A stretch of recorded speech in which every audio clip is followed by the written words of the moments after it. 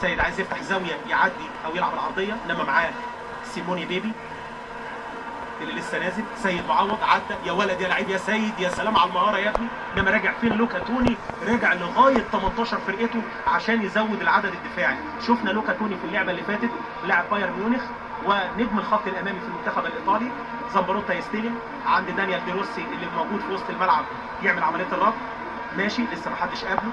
حسني عبد ربه بيحلق عليه من بعيد، يفتح الملعب عند سيموني بيبي، هيلعب العرضيه جوه المنطقه، خطيره تعدي، خطيره خطيره. نخلي بالنا يا اولاد، نخلي بالنا، مش عايزين نفقد تركيزنا ولا جزء من الثانيه. الفرق الكبيره دي ما عندهاش تهريج. شفنا منتخب البرازيل 3-3 فين؟ بضربه جزاء في اخر دقيقه. ناخد بالنا، عرضيه خطيره وعدت من المهاجمين والمدافعين، كان موجود لوكا توني. ونكمل على القايم البعيد يا كوينتا في اللعبه اللي فاتت.